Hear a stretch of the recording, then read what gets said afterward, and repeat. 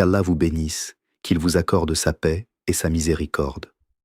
Aujourd'hui, une question me revient très souvent, une question que se posent énormément de musulmans, qu'ils soient nouveaux dans la pratique de leur religion ou qu'ils prient depuis des années sans jamais avoir eu de réponse claire. Comment prier correctement le witr? Cette question mérite qu'on s'y attarde avec sérieux, car le witr n'est pas une prière secondaire que l'on peut négliger. C'est une prière que le prophète, paix et salut sur lui, accomplissait avec une régularité et une insistance qui doivent nous interpeller. Il ne l'a jamais délaissé, ni en voyage, ni en résidence, ni dans la maladie, ni dans la santé, et cela seul devrait suffire à nous convaincre de son importance. Avant d'entrer dans les détails pratiques, je veux que vous compreniez pourquoi cette question est si essentielle aujourd'hui. Nous vivons une époque où beaucoup de musulmans connaissent les 5 prières obligatoires, mais ignorent tout du witr, de sa valeur, de sa méthode, de son timing. Certains pensent que c'est une prière optionnelle qu'on peut ignorer sans conséquence. D'autres la pratiquent, mais de façon incorrecte, sans qunut, sans respect du nombre de rakats, sans connaître le moment idéal pour l'accomplir. Or, la religion n'est pas une accumulation d'habitudes transmises sans réflexion. Elle est fondée sur la science, sur la preuve, sur ce qu'Allah a révélé et ce que son messager, paix et salut sur lui, nous a enseigné par la parole et par l'exemple. C'est pourquoi je vais m'appuyer exclusivement sur le Coran, sur les hadiths authentiques et sur les explications des savants reconnus de notre Oumma pour que chacun d'entre vous reparte avec une compréhension claire, solide et applicable dès ce soir dans sa propre maison. Avant de continuer, je voudrais vous demander une chose simple mais qui a une vraie valeur. Si cette chaîne vous aide à mieux comprendre votre religion, abonnez-vous pour ne manquer aucune future explication. Mettez un like à cette vidéo, cela permet à d'autres musulmans de la découvrir plus facilement. Et partagez-la autour de vous, à votre famille, à vos amis, car transmettre une connaissance utile est une aumône qui continue à vous être bénéfique même après.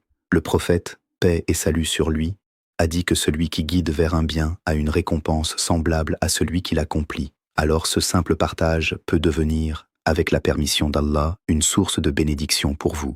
Entrons maintenant dans le cœur du sujet. Le mot « witr » en langue arabe signifie littéralement « impair ». Cela nous donne déjà une indication fondamentale. Le witr est une prière qui se termine toujours par un nombre impair de rakats, que ce soit une seule rakat, 3, 5, 7, 9 ou 11. Ce nom lui-même porte en lui l'essence de la prière. Elle vient clôturer les prières facultatives de la nuit par une unité impaire, en signe de l'unicité d'Allah, lui qui est un, sans associé, sans égal. Certains savants ont d'ailleurs rappelé que le prophète, paix et salut sur lui, a dit qu'Allah est witr, c'est-à-dire unique, et qu'il aime le witr, c'est-à-dire qu'il aime cette forme de prière impaire que nous lui offrons en fin de nuit. Il est rapporté, dans un hadith authentique relaté par l'imam Abu Daoud et d'autres compilateurs, que le prophète, paix et salut sur lui, a dit que le witr est une vérité, que celui qui ne le prie pas n'est pas des nôtres. Ce hadith a suscité une divergence chez les savants. Certains, notamment dans l'école hanafite, ont considéré que cette formulation impose l'obligation du witr en faisant une prière wajib, c'est-à-dire quasi obligatoire, bien que n'ayant pas le même statut que les 5 prières prescrites. La majorité des savants, parmi lesquels les imams Malik, Shafi'i et Ahmad, dans l'opinion la plus connue de son école, ont considéré que le witr est une sunna extrêmement recommandée, une sunna muakkada, sans atteindre le rang d'obligation stricte. Mais qu'on adopte l'une ou l'autre de ces positions, le résultat pratique doit être le même pour chacun de nous. Le witr ne doit jamais être délaissé volontairement. Le prophète, paix et salut sur lui, ne l'a jamais abandonné, ni en voyage, ni en résidence, comme le rapporte l'imam Tirmidhi à travers la transmission de nombreux compagnons. Et s'il ne l'a jamais délaissé, comment pourrions-nous, nous qui prétendons suivre sa sunna, le négliger sans aucune gêne? Il faut aussi rappeler un principe essentiel que le prophète, paix et salut sur lui, a enseigné à ses compagnons. Lorsqu'il envoya Mu'adh ibn Jabal au Yémen, il lui expliqua l'ordre des priorités dans l'enseignement de la religion, en commençant par le témoignage de foi, puis les 5 prières obligatoires. Le witr ne fait pas partie des 5 prières obligatoires. Il est une prière surérogatoire, mais d'une valeur si haute que la négliger complètement, sans jamais la pratiquer, serait s'éloigner d'une pratique constante du prophète, paix et salut sur lui. C'est cette nuance qu'il faut bien saisir. Ce n'est pas une prière comme les 5 prières, dont l'abandon volontaire constitue un péché majeur selon la majorité des savants, mais c'est une prière dont l'abandon systématique et volontaire témoigne d'une négligence envers la sunna du messager d'Allah, paix et salut sur lui. Venons-en maintenant au moment où l'on doit accomplir cette prière.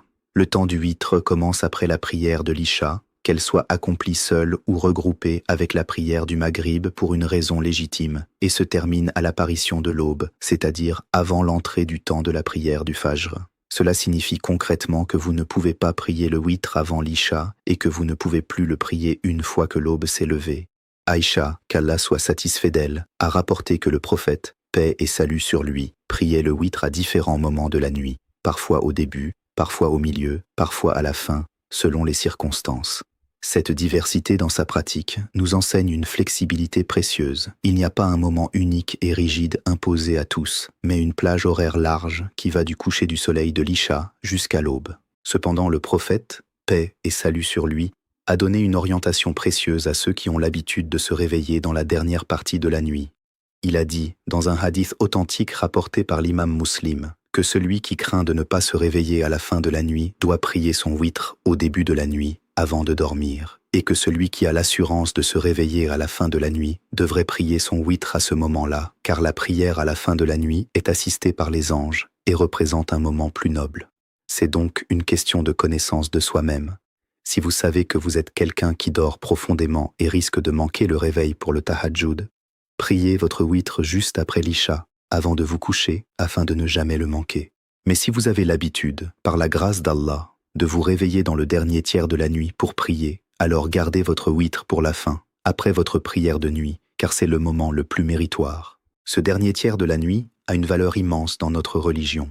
Le prophète, paix et salut sur lui, nous a informé qu'Allah descend d'une manière qui convient à sa majesté et sans que nous puissions comparer cette descente à celle des créatures vers le ciel le plus proche de nous durant le dernier tiers de chaque nuit, et qu'il dit « Qui m'invoque, que je lui réponde, qui me demande, que je lui donne, qui demande mon pardon, que je lui pardonne. » Voilà pourquoi les pieux prédécesseurs accordaient une importance particulière à cette portion de la nuit, et voilà pourquoi terminer sa nuit par le witr, après le tahajjud, est une pratique tellement recommandée. C'est clôturer sa nuit d'adoration au moment précis où les portes du ciel sont grandes ouvertes pour recevoir nos invocations. Abordons maintenant la question centrale.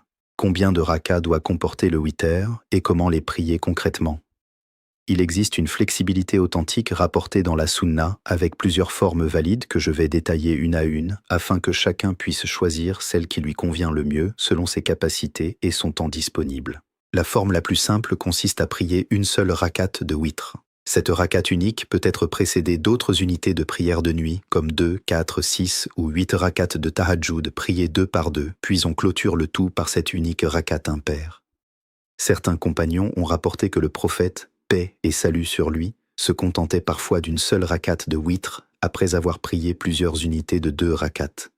Ibn Umar, qu'Allah soit satisfait de lui et de son père, a rapporté que le prophète, paix et salut sur lui, a dit que la prière de nuit se prie 2 par 2 et que lorsque l'un de vous craint l'arrivée de l'aube, qu'il prie une seule rakat qui rendra impair l'ensemble de ce qu'il a prié auparavant. Ce hadith, rapporté par les imams Bukhari et Muslim, est l'un des textes fondamentaux qui organisent la structure de cette prière nocturne. Une deuxième forme, très répandue et pratiquée par de nombreux musulmans à travers le monde, notamment durant le mois de Ramadan dans nos mosquées, consiste à prier 3 rakats de witr. Ici encore, il existe 2 méthodes authentiques. La première méthode consiste à prier ces 3 rakats avec 2 tashahhud et une seule taslim finale, exactement comme on prierait la prière du Maghrib, mais sans s'asseoir pour le premier tashahhud de la même manière obligatoire que dans le Maghrib selon certains avis, tout en s'inspirant de sa structure. La deuxième méthode, considérée par de nombreux savants comme plus proche de la sunna authentique et évitant toute ressemblance avec la prière du Maghrib, consiste à prier 2 rakats séparés avec leur propre taslim, puis à prier ensuite une seule rakat supplémentaire indépendante. Cette seconde méthode a été particulièrement recommandée par plusieurs savants contemporains, car un hadith rapporté par l'imam Nasa'i indique que le prophète, paix et salut sur lui, interdisait de faire ressembler le witr de 3 rakats à la prière du Maghrib en le priant avec une structure identique et un seul tashahhud final sans séparation. Il existe également la possibilité de prier 5 rakats de witr en les enchaînant sans s'asseoir entre elles, sauf à la dernière rakat où l'on s'assoit pour le tashahhud et la taslim finale.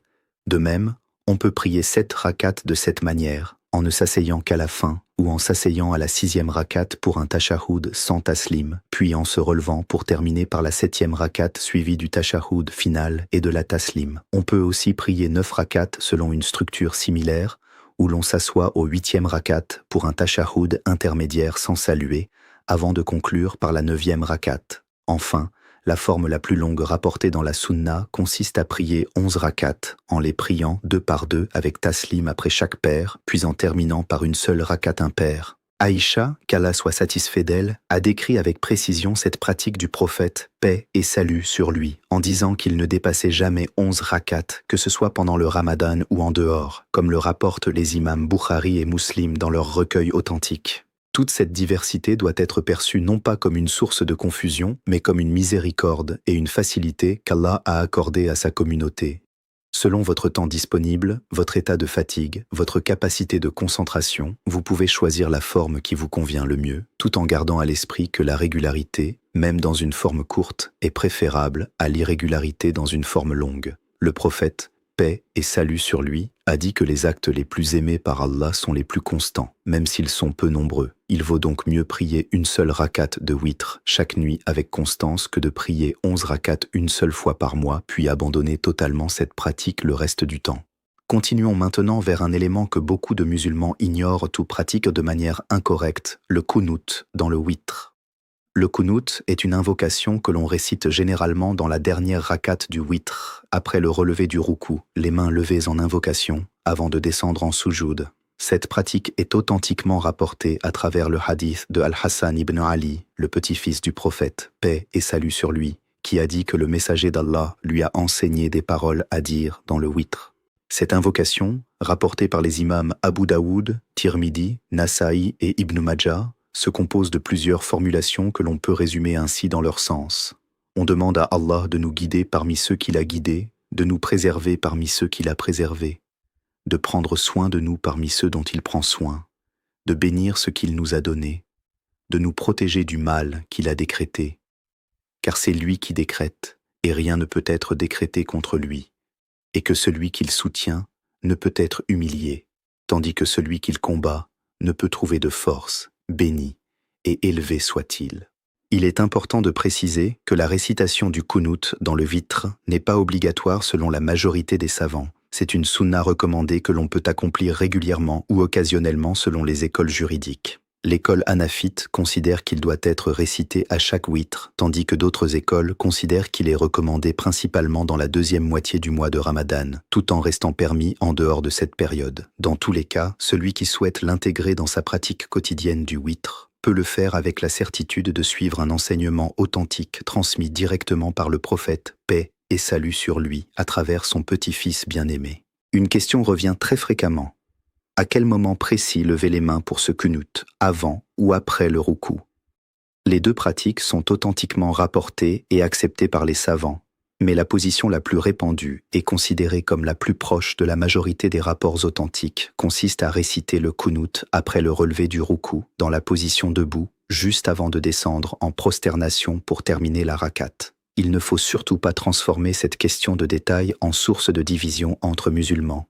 Les deux pratiques sont valides et acceptées, et chacun peut suivre l'école ou la vie qu'il a appris, tant qu'il agit sur une base de science et non d'ignorance ou d'habitude aveugle. Permettez-moi maintenant, avant de poursuivre vers des explications plus approfondies, de vous rappeler à nouveau l'importance de soutenir ce travail de transmission du savoir. Abonnez-vous à la chaîne si ce n'est pas encore fait, afin de recevoir toutes les prochaines explications sur les questions de jurisprudence islamique qui touchent votre quotidien.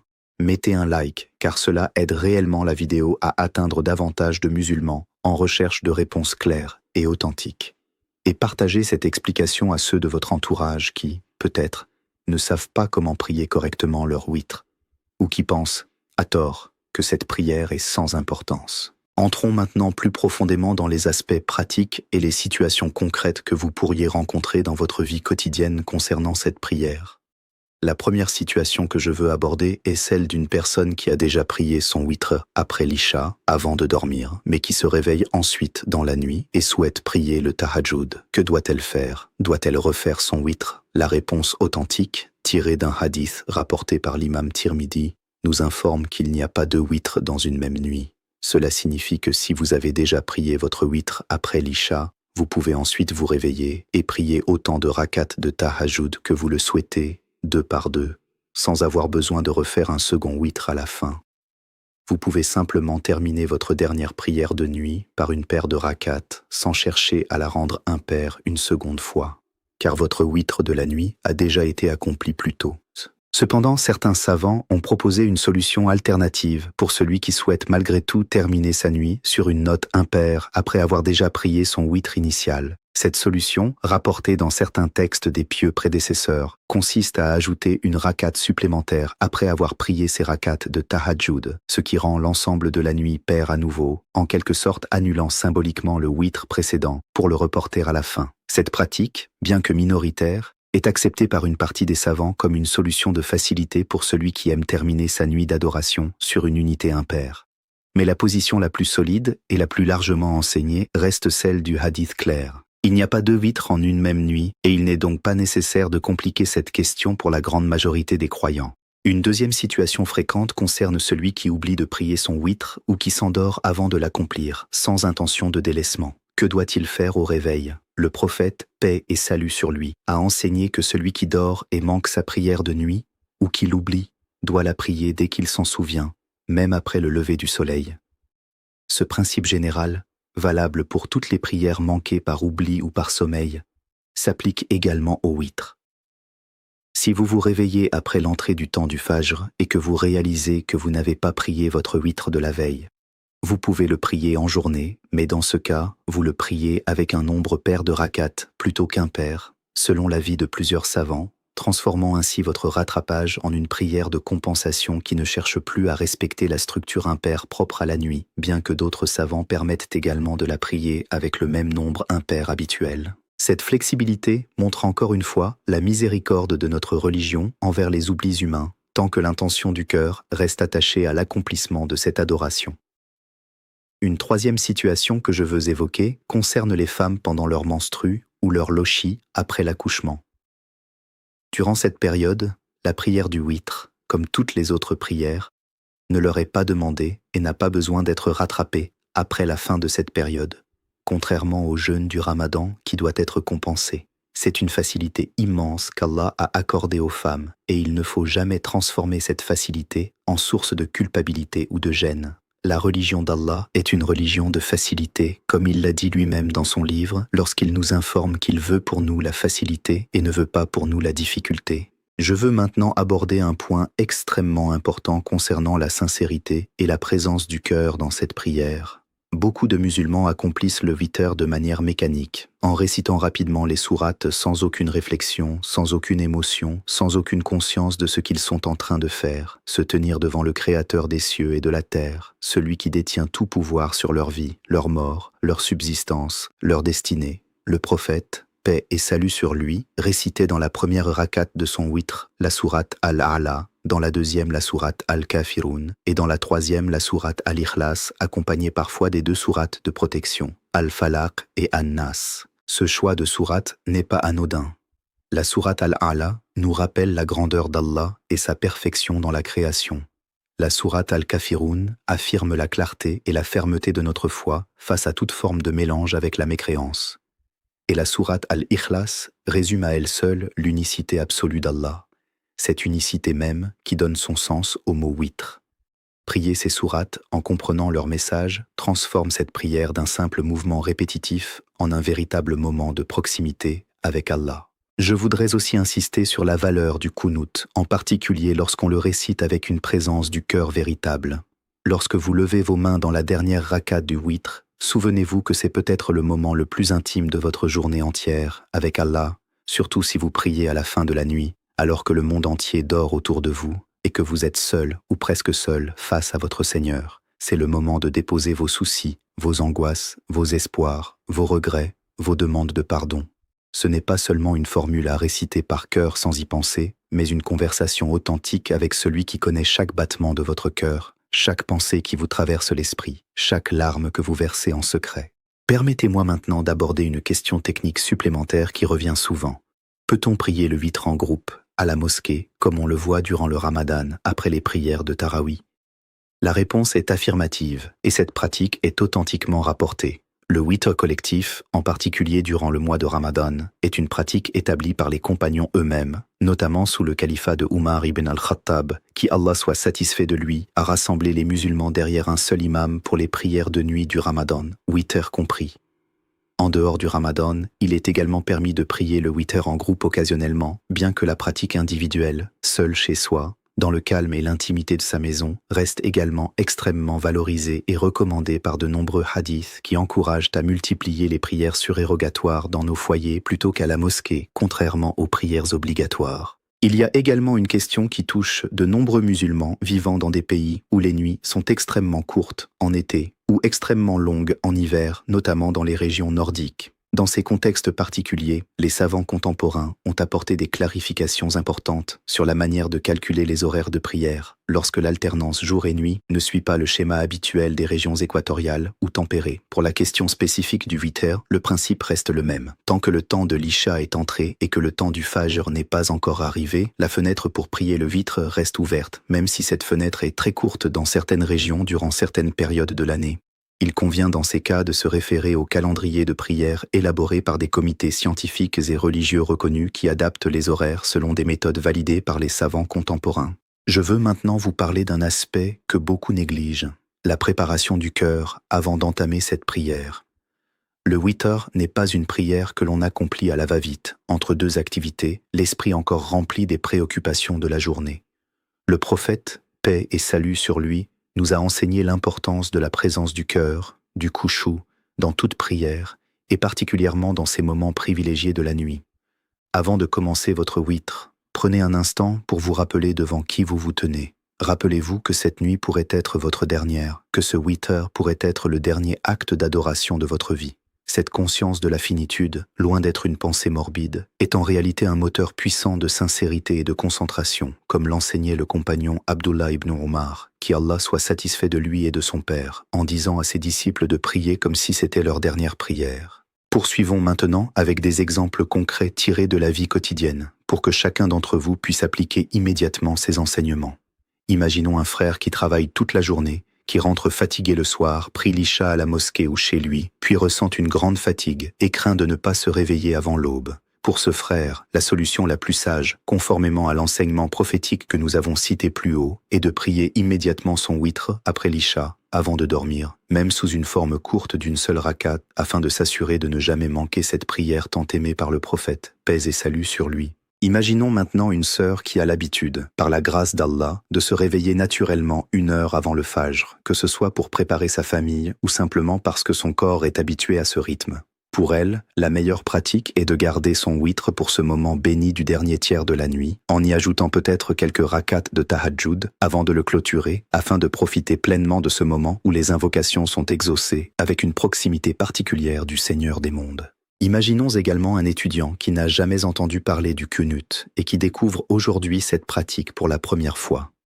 Je l'encourage à mémoriser progressivement les paroles du qunut, d'abord en les lisant sur un support écrit pendant sa prière si nécessaire, cela est permis pour les invocations, puis en les intégrant naturellement à sa mémoire au fil des nuits, jusqu'à ce que ces paroles deviennent une seconde nature, prononcées avec le cœur autant qu'avec la langue.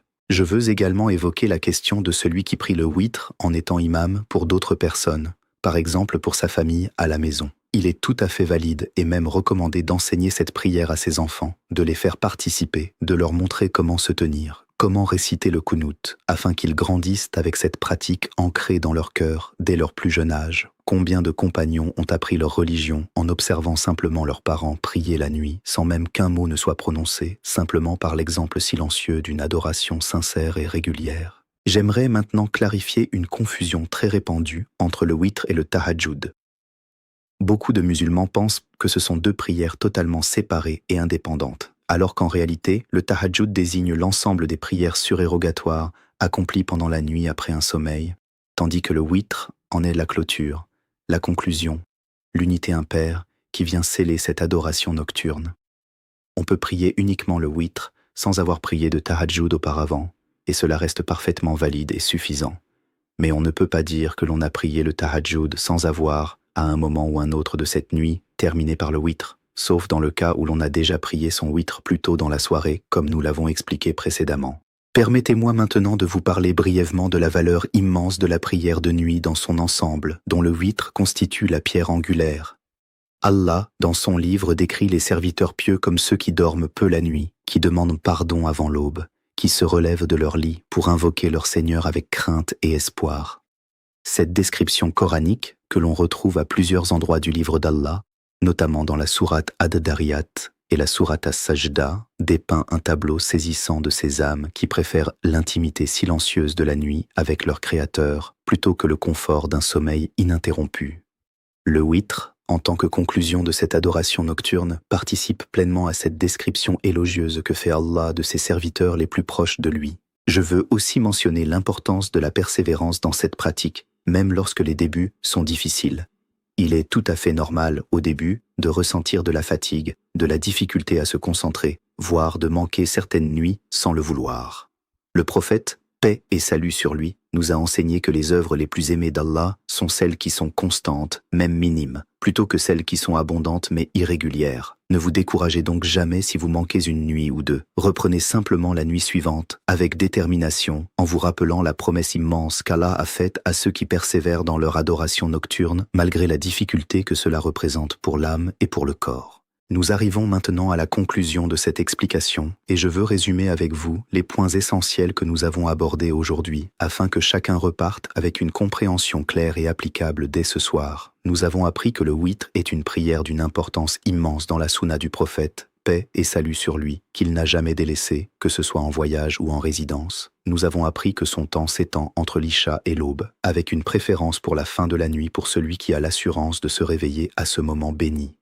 Nous avons appris les différentes formes valides de cette prière, allant d'une seule rakat jusqu'à 11, selon les capacités et le temps disponibles de chacun.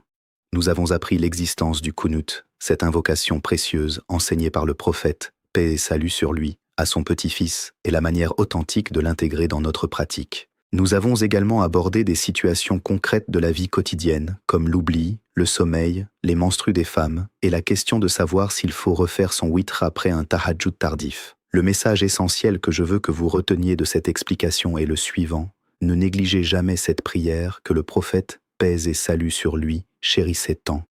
Trouvez la forme qui vous convient, qu'elle soit courte ou longue, mais faites-en une habitude constante dans votre vie, une conversation quotidienne et sincère avec votre Créateur, à ce moment privilégié où le monde s'endort et où votre âme, elle, se réveille pour rencontrer celui qui l'a créé. Ne cherchez pas la perfection avant de commencer. Commencez modestement, avec une seule rakat si nécessaire, et laissez Allah, par sa grâce, élever votre pratique au fil du temps, comme il élève toute œuvre sincère accomplie pour sa seule satisfaction. Je termine cette explication par un rappel spirituel fort, tiré du Coran lui-même, lorsque Allah nous informe qu'il y a un signe pour ceux qui réfléchissent dans l'alternance de la nuit et du jour, et dans ce qu'Allah a créé dans les cieux et sur la terre, pour un peuple qui craint son Seigneur.